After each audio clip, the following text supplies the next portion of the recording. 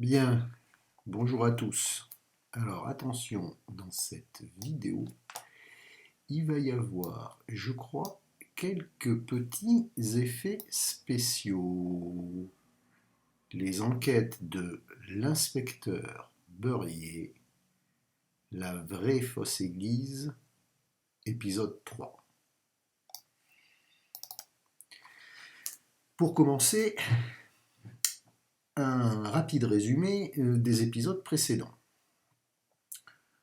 J'avais donc cerné le suspect, Lucien Cranach, un imprimeur, un graveur, localisé à Wittenberg, en Saxe, dont la famille est très proche de Martin Luther, qui lui aussi fait partir sa réforme d'ailleurs de Wittenberg.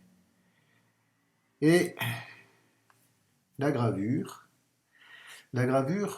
qu'on peut donc considérer comme un véritable instrument de propagande au service des idées des protestants, c'est-à-dire de ceux qui, avec Martin Luther, vont protester contre l'Église dominante, à savoir l'Église catholique. J'avais ensuite dû m'intéresser à ce qui me restait et ce que j'avais véritablement à ma disposition concernant ce suspect. Et j'avais dû tout d'abord essayer de dénouer la manière dont cette gravure avait été organisée et dans quel sens je devais la lire pour finalement bien en comprendre la portée. J'avais donc remarqué qu'elle était, avec ce pilier, divisé ici en deux parties, comme on peut le voir sur la forme initiale, et que, contrairement à cette forme initiale, eh bien, la lecture ne devait certainement pas se faire de la gauche vers la droite, mais plutôt ici, de la droite vers la gauche. Donc, j'avais découpé la gravure en inversant tout simplement le sens de lecture.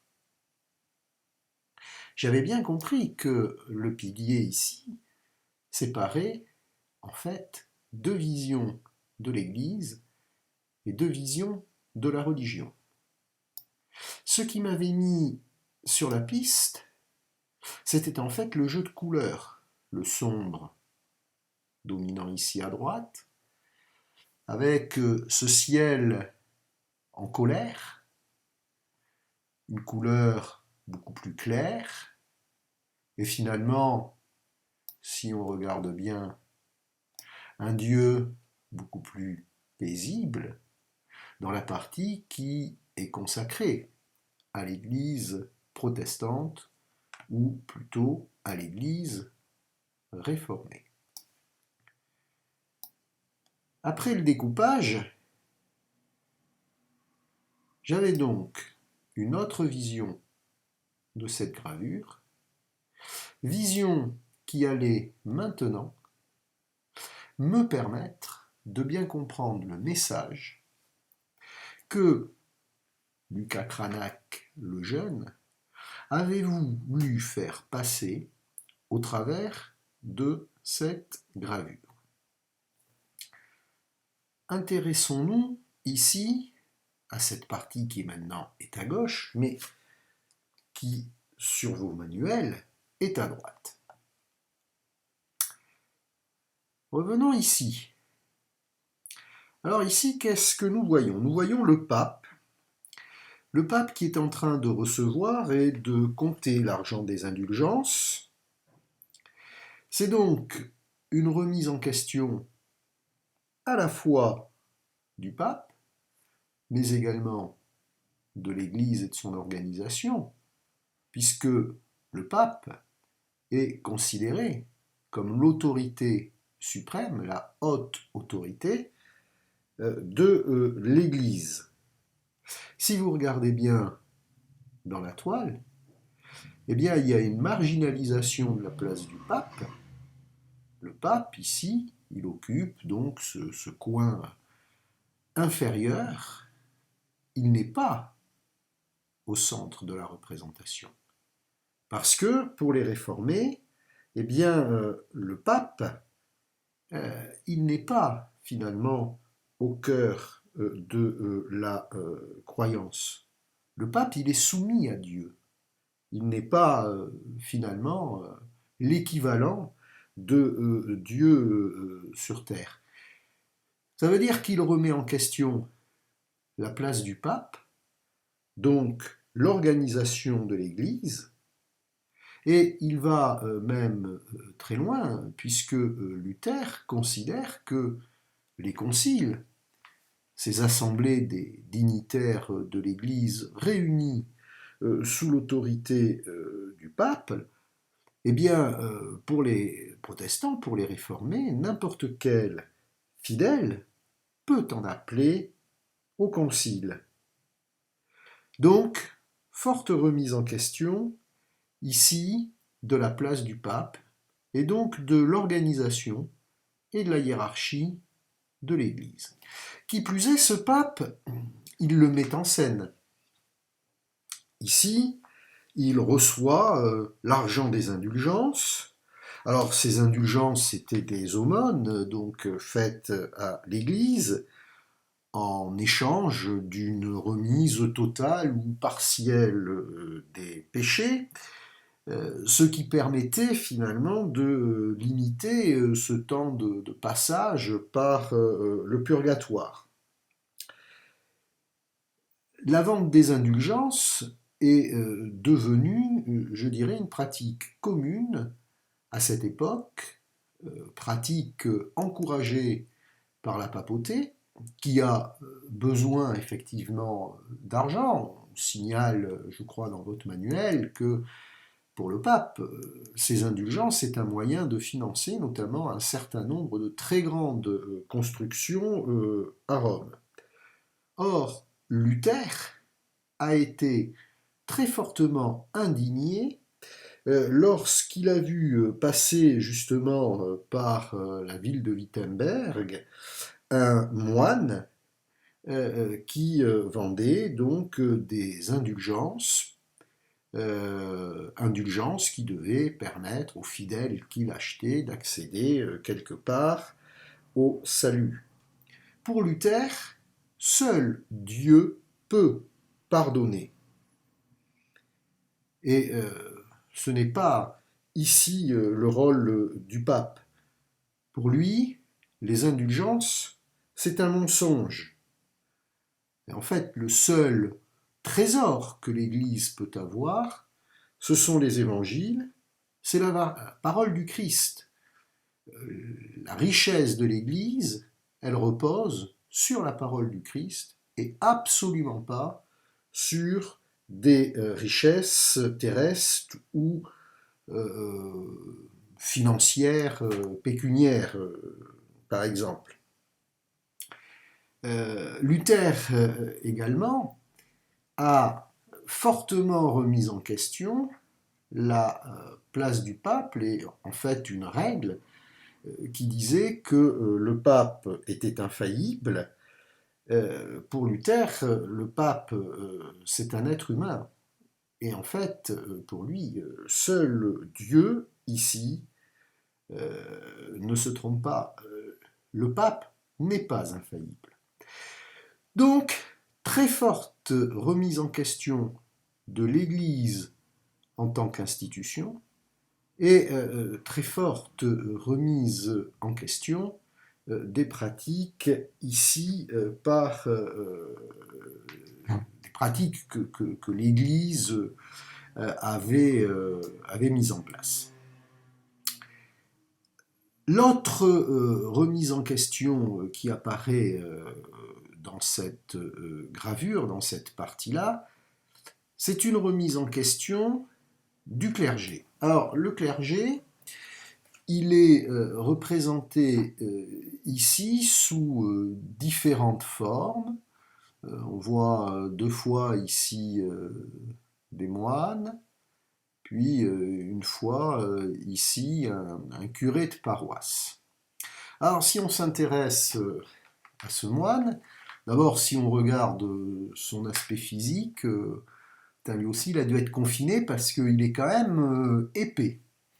Or la gourmandise était un péché. Et puis ce moine en fait il est sous l'influence du diable.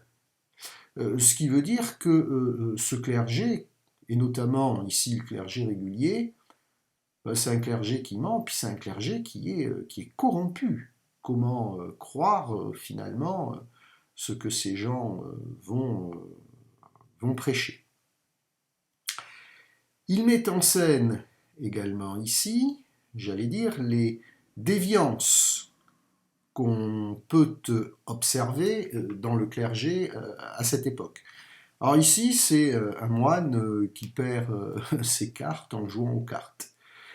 Alors déjà, première chose, ça veut dire que pour le clergé régulier, essentiellement donc les moines, la règle qui précisait qu'ils devaient vivre dans l'isolement, ils devaient vivre dans leurs abbayes, dans leurs monastères, enfermés, avec cette règle de la clôture, c'est-à-dire qu'ils étaient séparés par cette clôture physique entre, je dirais, le monde du commun des mortels et puis le monde des clercs, des moines qui devaient prier pour le salut des hommes.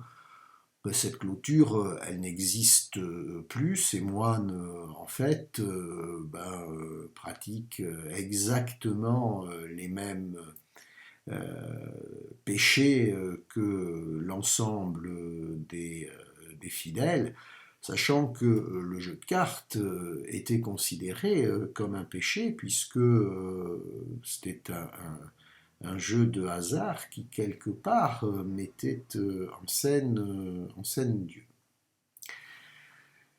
Ici, et dans ces trois derniers éléments, il y a à la fois une remise en question ici donc du clergé, mais ici du clergé séculier, c'est-à-dire de ces curés de paroisse. Alors là, on le voit, c'est un curé qui prononce donc la messe et il a le dos en fait tourné par rapport aux fidèles. Alors en fait, ici il y a une remise en question très forte du clergé qui apparaît comme étant finalement, notamment le clergé rural, extrêmement peu formé, qui récite des textes dans un latin qu'ils ne comprennent pas et qui en fait sont incapables, parce qu'ils n'ont pas la formation, de pouvoir transmettre réellement la parole de Dieu aux fidèles. Ça, c'est quelque chose de très important à comprendre parce que ces curés de paroisse, du fait d'une formation, de leur très faible formation, ils vont avoir énormément de mal à pouvoir contrer, je dirais, tous les arguments des protestants qui sont souvent des gens extrêmement éduqués, qui comprennent, je dirais, les textes anciens, que ce soit en latin ou en grec. Ce clergé séculier catholique, il n'a pas les armes intellectuelles pour répondre quelque part à ce qui va être l'attaque des protestants et la remise en question de l'Église. Remise en question ici des sacrements. Alors ici c'est l'extrême onction. En fait, Luther c'est un peu comme les indulgences. Il considère que les sacrements, l'Église catholique les vend pour assurer le salut des âmes, et notamment ici des défunts, globalement, ça veut dire qu'ici, le clergé, il est en train de ponctionner de l'argent à un pauvre moribond, justement, qui est, je dirais, dans les derniers instants de sa vie. Et puis, dernier élément, ici, cette procession, il y a un refus chez Luther de voir finalement dans les saints des intercesseurs entre Dieu et les fidèles. Ce genre de célébration ou de manifestation, pour lui, ne peuvent pas être l'expression, quelque part, d'une foi profonde. Alors, pour résumer, cette partie-là, elle est extrêmement chargée. D'ailleurs, on peut le voir, hein, elle est extrêmement chargée. Regardez la densité de personnages et d'actions, hein, qui apparaissent ici, qui est beaucoup plus forte que dans cette partie-là où la densité, je dirais, d'occupation de l'espace est beaucoup moins importante. De l'autre côté, eh bien, on a cette vraie Église telle qu'elle est voulue par Luther. Alors, le premier élément sur lequel on peut revenir, c'est ici Luther prêchant, mais regardez bien, en fait, Luther prêche, mais en ayant un accès direct à la Bible. La Bible, les évangiles sont la source, et chacun peut s'approprier cette source. Il n'y a pas nécessairement besoin d'un intermédiaire. Ce qui est remis en cause ici, c'est la place, notamment, du clergé. En fait, le fidèle peut avoir un accès direct aux Écritures et donc à l'enseignement divin. Qui plus est, cette Bible, si on regardait de manière très approfondie, un gros zoom, je peux faire des effets spéciaux, mais enfin bon, je peux pas tout non plus, je m'appelle pas Spielberg, mais en fait cette Bible, elle est écrite en allemand, c'est-à-dire compréhensible par un grand nombre. On y reviendra bien évidemment ici un petit peu plus loin. Donc, nouveau rapport au texte, nouveau rapport à Dieu, le fidèle peut établir un rapport direct entre lui et Dieu au moyen de la connaissance des textes. Un Dieu d'ailleurs qui est représenté finalement la Trinité, Dieu, le Père, le Père, le Fils et le Saint-Esprit, représenté par cet agneau, qui est un Dieu finalement paisible. L'image est très différente de celle diffusée par l'Église catholique, puisque d'une manière générale, dans l'Église catholique, Dieu apparaissait toujours sous la forme d'un justicier, je dirais, assez froid et terrible. Pour les protestants, ici, il y a quelque part cette volonté d'humaniser le message de Dieu, mais aussi d'humaniser Dieu pour les hommes. D'autres éléments peuvent ici être mis en perspective. Luther ne va garder que 2 sacrements sur 7. Et ces 2 sacrements sont d'abord celui de la communion. Il n'y a pas de remise en cause nécessairement de la transsubstantiation, c'est-à-dire de la transformation du pain et du vin en corps et sang du Christ. Et donc, ici, la communion. Et puis le deuxième sacrement qu'il va conserver, eh bien, c'est le sacrement du baptême. Enfin, le dernier élément sur lequel on pourrait ici insister, c'est sur ce crucifix. Et en fait, on s'aperçoit que les églises protestantes sont extrêmement sobres. Il n'y a aucune représentation, notamment aucune représentation de saints, car pour eux, ces représentations pouvaient induire des croyances déviantes.